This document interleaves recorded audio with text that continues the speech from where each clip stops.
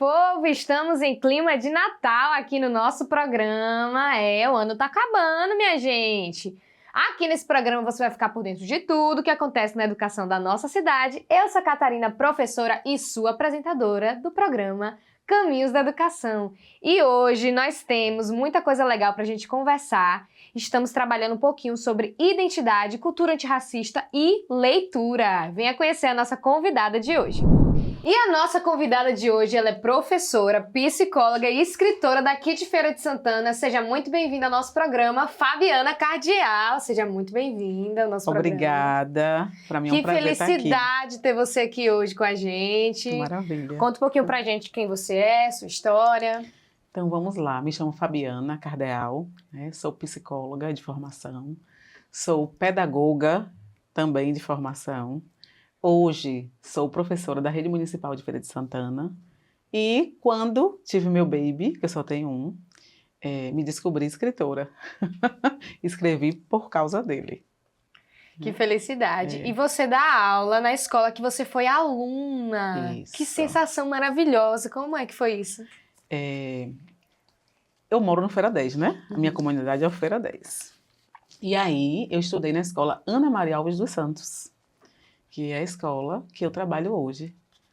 Logo no início, quando eu passei no concurso, eu era vice-diretora. E hoje eu estou professora da sala de recursos. Então eu trabalho com as crianças que têm necessidades educacionais especiais, né? E aí, para mim é um prazer maravilhoso, porque por isso que eu falo da questão do livro. Depois do livro, isso se tornou ainda muito mais gratificante, porque os meninos veem em mim um referencial, né? Desse protagonismo preto mesmo, eu também quero ser escritor, eu também quero ser escritora. Então, para mim, é uma realização. Muito importante Muito isso. importante. Em termos de representatividade, como é que você se sente sendo esse referencial para esses alunos? Ainda mais você que já estudou na escola, mostrando que é possível, sim, eles também terem essa jornada. Quando eu me enxergo, né, quando eu me percebo nas paredes daquela escola, eu sinto que para eles existe um caminho, né? Que é muito engraçado. Pro, tu estudou aqui mesmo? Eu falei, estudei aqui. Porque é meio que assim, essa Pro é um ET. Porque eles acham assim, a Pro dá entrevista, a Pro faz palestras, né? A Pro tem livros. Aí eu digo a eles assim, tem até uma aluna, eu sempre cito o nome dela, Miriam, que um dia desse ela me procurou e falou bem assim comigo, Catarina. Pro, quando eu crescer, eu quero ser uma diva igual a senhora. Aí eu falei com ela, e diva como? Eles são sensacionais, né? Aí ela falou assim, eu quero ser escritora. Eu falei, não aguarde como a Pro, escreva agora. Então, né? Com certeza. Ela já pode começar a escrever. E você também é escritora. Eu queria conversar um pouquinho sobre esse seu lado escritora. Se bebe um pouco da pedagogia e da psicologia, se é algo, como é isso para você? Catarina, eu vou te falar uma coisa. Eu acredito que bebe da minha criança. Né? Eu sou uma pessoa egressa de escola pública. Então, assim, meu pai é carpinteiro, minha mãe fez magistério, mas nunca exerceu. Eu digo que eu sempre tenho um lado muito bonito, porque minha avó materna foi professora leiga. Né? Nessa minha jornada dos livros, eu fui fazer uma visita a essa escola um dia desses.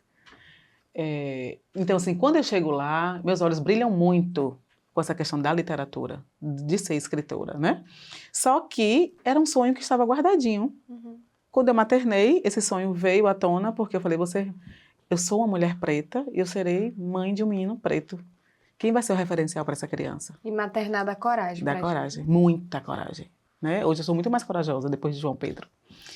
E aí minha filha me descobri escritora e fui, mas assim, como mulher preta também eu passei por vários processos de falar dessa mulher, de falar dessa escrita, né? De me colocar nesse lugar de empatia com as crianças. Então quando eu digo assim que bebe muito da minha criança, é porque eu sempre fui muito curiosa, né? Eu sempre fui muito de correr atrás, de ir atrás daquilo que, né, persistente, perseverante, tudo dando errado e eu vou conseguir de alguma forma, eu sou essa pessoa. E aí, dentro desse contexto, a minha criança, os olhos brilhavam, mas meu pai e minha mãe não tinham esses recursos para me repertoriar de tantos livros, né, como as crianças de hoje têm. Então eu sinto muito isso, só que o universo ele é muito sabido. E eu fui agraciada, eu trabalhei numa escola aqui em Feira, na Despertar, Sim. e eu fui pró do grupo 5. Então foi um momento assim que minha criança ela foi muito feliz. Porque enquanto pró do grupo 5, a gente tinha um projeto chamado Projeto Poesias. Então, a Pro, que é um referencial, tinha que ser o referencial de leitura para os meninos. Então, todos aqueles livros infantis, eu mergulhava, né, dentro daquele contexto. Então, a minha criança, ela ficou muito feliz naquele momento. Eu não tive, no meu momento de ser criança, mas quando resgatei. Muito forte isso. Sabe, foi lindo. E eu me isso. emociono quando eu falo isso, né? Porque hoje eu vejo meu filho, ele vai à escola, e aí a gente precisa ensaiar as poesias, as parlendas. Aí um dia desse eu tava falando com ele assim, ele levou para casa As Borboletas de Vinícius. Aí ele falava, mãe, a gente precisa ensaiar. Aí a gente ia ensaiando. Aí eu falava com ele Quantos anos tem? Tá com 4. Oh, meu Deus, que troço. Aí eu falava com ele, Pê, eu sei de memória. E aí eu vou lhe ajudar também a saber de memória. Aí então a gente ia ensaiando juntos, e minha criança sempre muito feliz, e a dele também, né? Aí eu falava, brancas, azuis, amarelas e pretas, brincam na luz as belas borboletas. Borboletas brancas são alegres e francas. Borboletas azuis gostam tanto de luz, e as amarelinhas são tão bonitinhas, e as pretas então, oh, que escuridão. Então a gente consegue, né, ser esse referencial, e a criança viajar. Se apaixonar. Ah, Maria, é lindo demais. Demais. Aí quando eu ia falar com ele, eu já sei. E que felicidade quando a criança de um adulto encontra uma criança. De verdade. De verdade. Não é? Que felicidade que deve ser, que abraço que não deve ser isso para sua criança interior também. Ter esses momentos com ele. Para mim, são momentos de trocas e de aprendizado, né? Eu hoje sou uma psicóloga que trabalha muito mais com criança e adolescente. E aí, sempre quando eu me deparo com atendimentos de adultos, porque tem alguns adultos que gostam de mim, né? E tipo assim, Fábio, eu só quero tu. Aí eu digo assim... Você atende criança de 23 anos, né? Aí eu falo bem assim, isso aí não é o adulto. Sim. É a criança dessa pessoa que quer conversar, né? Que quer extrapolar. E eu dou várias dicas, viu, Catarina? Eu digo assim, gente, tá rígido, tá naquele dia que não é tão legal, mas com chiclete que não é diabético, come um doce, né? Compra aquele... algodão doce, faz aquela bola de chiclete bem grandona para estourar, come pipoca, coloca uma música, né? Tem uma frase que eu gosto muito, tem muitas pessoas que pensam que é difícil trabalhar com crianças, né? Mas trabalhar com crianças não é difícil. O difícil é você se colocar à altura do sentimento delas. Porque quando a gente fica adulto, a gente fica muito rígido. Então, quando eu vou conversar com a criança, eu preciso ficar na altura dela.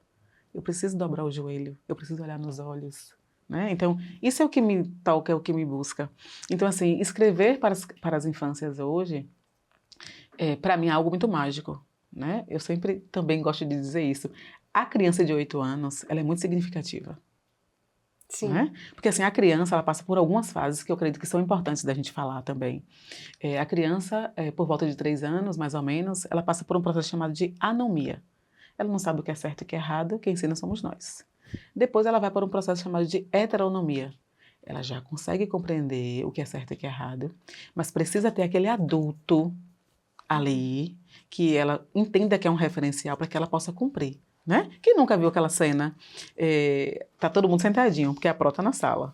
A Pró saiu, as crianças jogam as cadeiras para cima, né? Assim mesmo. E aí o que é que acontece? Dentro desse contexto, todos nós, pais, educadores, né, terapeutas, a gente deseja que as crianças sejam autônomas. Só que isso é ensinado, né? E aí observe como esse lado das emoções, elas são importantes. E às vezes a nossa rigidez como adulto retira a autonomia dessas crianças. Verdade. Né? Então, assim, a gente precisa ter esse olhar atento, né? Tem gente que fala, porque eu faço atendimento com a criança, e aí faço atendimento primeiro com os pais, eu visito as escolas, né, pra gente poder fazer essa troca. Aí tem algumas escolas que falam, mas Fábio, tu tem um olhar tão delicado com as mães, mesmo antes de ser mãe, eu sempre tive. Porque, assim, nós mães, muitas vezes, somos muito julgadas, né? Principalmente quando a gente trabalha, né, Catarina? Com certeza. E aí a gente precisa ter essa compreensão também de como é que está a nossa criança, né? O que foi que nossa criança teve? Quais foram as lacunas? Porque a sua criança, né, que chega para você ser mãe, ela vai te visitar todos os dias e vai visitar às vezes naqueles lugares incômodos que a gente não quer olhar, né? Verdade. Então assim, trabalhar com criança eu sinto que é mágico, né? É mágico. Porque transforma a gente muito, É muito, mágico. muito. É muito lindo isso. Mas a gente tem um desafio hoje que é fazer essas crianças lerem. Você acha que essas crianças, esses adolescentes dessa nova geração estão lendo menos? Estão lendo menos, Eu digo que de maneira convencional, né? Tradicional, né? Isso, é o tradicional. Porque, assim, o que é que a gente para pensar? É uma geração de muita informação. E nem sempre a informação é conhecimento. Com certeza. É isso que a gente precisa se atentar, né? Então, assim, de acordo com algumas pesquisas, as crianças de 5 a 13, a gente ainda consegue manter no livro físico. Que disputar com a tela? É difícil. Muito difícil. E na rotina que nós Aham. temos, né? E isso a gente está levando em consideração que hoje o uso de telas na escola é proibido, né? Que também é um desafio, que também é um para os desafio, professores. mas que a gente observa que já teve muitos Aham, ganhos, Sim. né? Só que a maioria dos pais trabalham. Então, ou você tem alguém para te ajudar nessa rotina, ou você tem atividades extras para te ajudar nessa rotina, ou simplesmente é uma competição desleal, porque tudo é tela, Uhum. né? TV é tela, Celular celular. é tela, notebook, né, tablet, Às vezes até o que é material de estudo é tela, é tela. né? Então, assim, veio para fazer parte. E Com a gente certeza. precisa se educar para isso. Só que a gente percebe que é uma moleta, né? Muitas vezes. Uhum. A criança tá estressada, tá bagunçando, eu dou a tela. Só que depois também E vai aquilo ser ali se torna também uma muleta para a própria pra criança. própria criança. Sempre quando ela precisar de alguma coisa, precisar relaxar, precisar de descanso, ela vai correr para aquilo ali. Vai correr Quão pra aquilo perigoso, não é, É. isso? E passa esse ponto que eu lhe trouxe antes. São informações a todo momento. Mas não é um conhecimento. Essa informação não te forma. Uhum. Né? Muito importante isso. Isso. E qual é a importância da leitura física de papel Ai. para a vida dessa criança? Primeiro, imaginação, criatividade, né? Aquela parte que eu sempre falo nas minhas contações. A leitura, ela transporta a gente para outros lugares. Né? Tem lugares que a gente nunca foi, Uhum. mas a gente lê e a gente visita aquele lugar. Verdade. Então, trabalha a atenção, trabalha a memória, né? Essa parte mesmo da construção do conhecimento, da construção do repertório linguístico, né? Conhecimento de várias tipologias textuais, que às vezes você, né? Quantas pessoas adultas pediram para eu fazer uma carta, né? Ou um texto argumentativo? Eu não sei o que é isso. Você faz isso quase todos os dias, mas só que você não tem, Uhum. né? Essa relação próxima. Né? Então, assim, a leitura, ela traz a gente para esse mundo, claro que sim, mas ela leva a gente para esse mundo também que às vezes a gente precisa, que é o da imaginação, e de perceber quão criativo nós somos. Tem gente que não se percebe criativo. Eu não acho que eu sou criativo, não. Rapaz, leia algo e perceba o quanto A sua mente ela viaja. ela é maravilhosa, né? E eu sinto isso, que a leitura, ela também trabalha essa parte do autoconhecimento, né? O que é que eu gosto? O que é que eu não gosto? Estou na presença? É uma construção assim, por isso que eu digo, é troca, né? Eles me ensinam muitas coisas. Eu vou para esse lugar mesmo do aprender, né, com eles. Eu acho isso massa. É muito massa mesmo. E como que a gente insere essa leitura? Você falou desse período de 5 a 13 anos e das telas, e como que a gente faz para inserir a leitura na rotina dessas crianças, desses adolescentes? Primeiro, assim, tem que ter rotina. Importante, muito importante, né? Segundo, entender que leitura é essa que eu quero promover. Porque às vezes a gente acha que a leitura é só o livro físico. Mas você entende que a partir do momento que eu brinco, é uma leitura? Tem normas, tem regras, Sim. E a gente precisa dialogar sobre aquilo. Então, assim, é algo que eu já tenho percebido desde antes, mas assim, eu gosto sempre de trazer. Se eu quero, né, instituir a leitura, e essa leitura ela precisa ser por deleite, a criança precisa sentir prazer em fazê-la, é importante que eu estabeleça essa rotina, priorize esse horário. O adulto ele precisa ser o referencial. Porque às vezes você também está lendo. Sim. No Kindle, não é um livro convencional, você está lendo. E aí também precisa de tempo de qualidade. Catarina, não tem como. Eu quero que minha criança brinque. Sozinha? Não tem como. Tem algumas crianças que depois de uma certa maturidade entram no seu quarto e brincam sozinhas. Eu conheço várias. Mas você entende que é como eu falei lá na frente? eu sou o exemplo. Eu preciso entrar nessa rotina. Gente, mesmo porque brincar junto é legal, né? É legal. É mais legal. É mais legal. É mais legal. Né? E tem dia que eu não vou querer brincar no meu quarto. Tem dia que eu não quero brincar no computador. Tem dia que eu quero ir lá tomar um banho de chuva. Então, assim, os pais também precisam disso, dessa criatividade, dessa invenção, né? Eu digo porque eu fui criada por uma mãe, que ela é muito engraçada, viu? Minha mãe é bem engraçada, mas assim, ela tem algumas coisas que tem que tomar banho agora, porque eu tô mandando tomar banho agora. Quer dizer, eu tô com 43. Farei 43 semana que vem. Meu filho tem 4. Tem condição de eu educá-lo da mesma forma? Não tem. Então, vou dar um exemplo do desespero. Hora do banho. Né? Ela toma conta dele pra mim. Então, às vezes, eu percebo que existe uma briga. E tem que tomar o banho, esse menino não gosta de tomar banho. Eu já criei estratégias, Catarina. A mãe trabalha. Sim. Quando a mãe chega, tem que ser momentos de lazer. Então, eu levo bolas de soprar de todas as cores, formas e formatos. Estratégias. E aí a gente enche de água. E ele acha massa. Mãe, hoje a gente vai fazer uma guerrinha? Vamos. Então, assim, é você também trazer o lúdico. Sei, entendo da nossa rotina. Às vezes não dá tempo da gente fazer tudo isso. Mas é aquele movimento. Às vezes é necessário eu sair dos meus 43 e ir para os 4. Para poder se comunicar. Para poder com se ele. comunicar. E é sempre tempo. Eu preciso ter tempo. Então, para eu retirar essa tela, que tem sido tão adoecedora, né? Eu preciso pensar em estratégias possíveis. Agora, para isso, eu preciso conhecer minha criança. O que é que minha criança gosta? Né? De que forma é que ela vai? Porque tem criança que se você bater de frente, Ah, não vai. ela não vai. Mas se você dialogar, se você, né? Aí você... Não sei se você já assistiu o vídeo de Thiago Leifert falando sobre a luta que é para ele e a esposa escovar os dentes da menina. Não, Menina, não vi. eu dei super me conta risada. como é esse vídeo. Bem engraçado.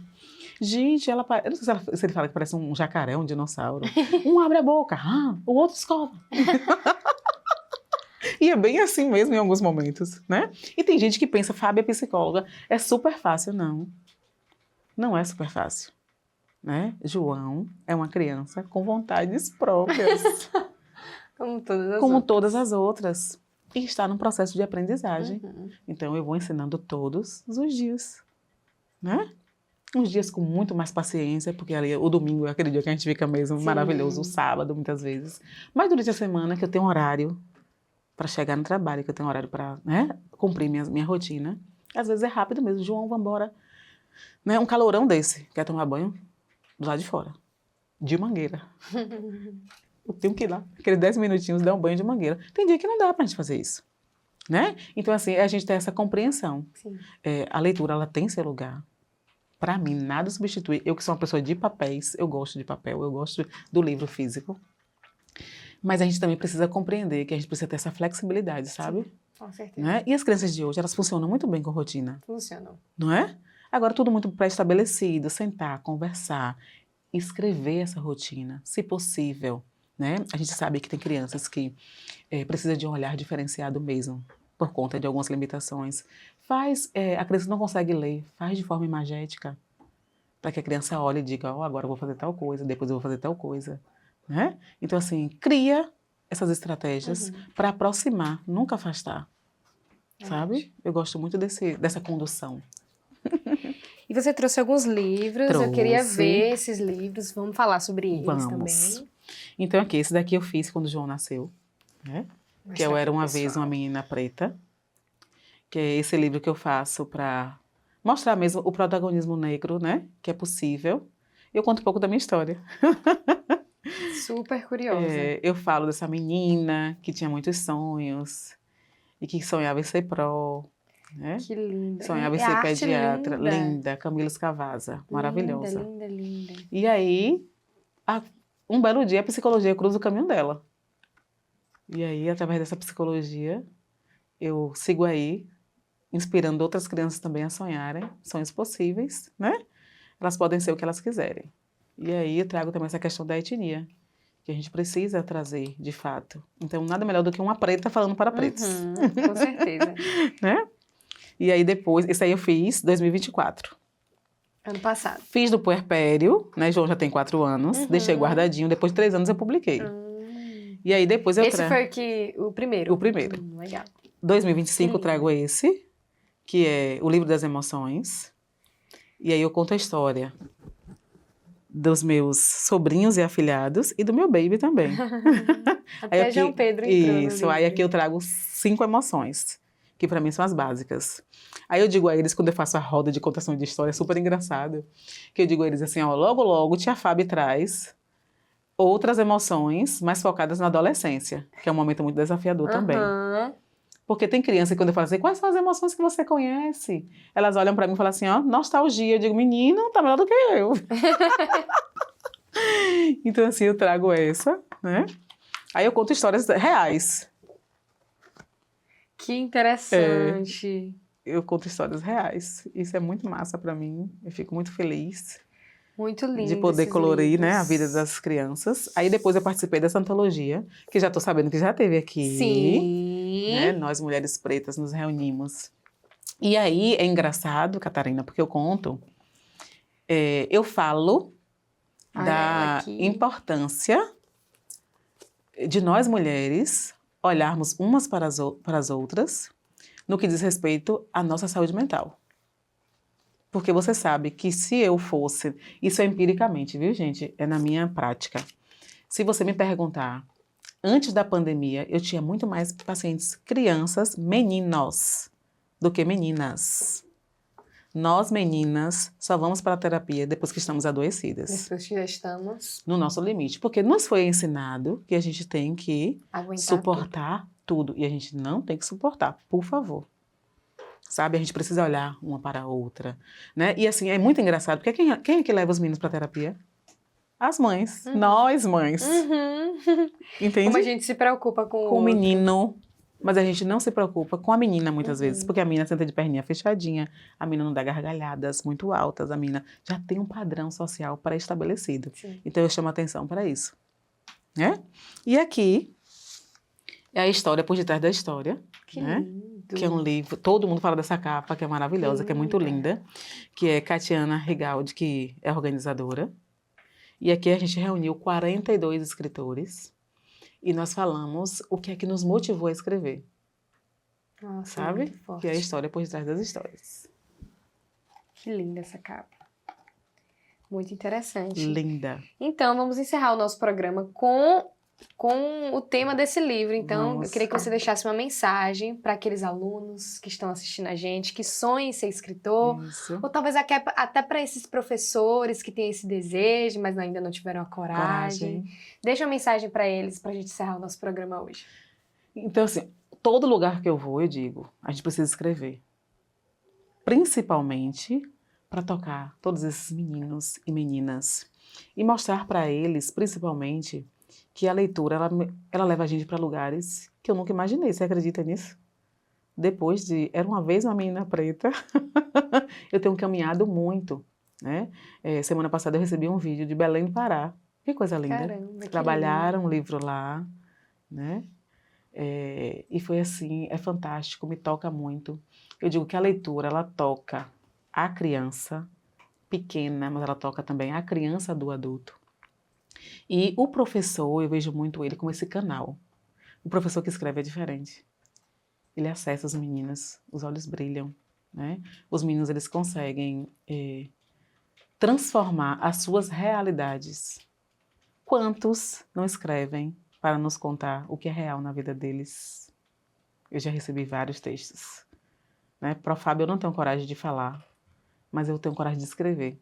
Então escrevem ali e contam pra gente.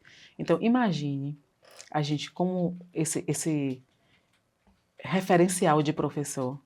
A gente escreve o que muitos querem escrever. Tenho certeza disso. E aí a gente conecta, né, a nossa realidade com a realidade de muitas outras pessoas e impulsiona as outras pessoas também a escreverem. Então o recado que eu deixo é escrevam, né? E assim, nas minhas andanças também tem uma coisa que eu quero dizer. Tem mais livros infantis para meninas do que para meninos. Então, o meu próximo 2026 vai ser para menino. Já está escrito. Já deixou um spoiler Já aqui com a deixei, gente. sim. Muito obrigada, Fábio. Obrigada Foi um prazer a você. te receber. Você é ótima. Um beijo. Beijo. Chegamos ao fim do nosso programa e eu quero desejar o meu Feliz Natal para todo mundo que está aí em casa, que essa esperança permaneça acesa nos corações de cada um. Um beijo e até semana que vem.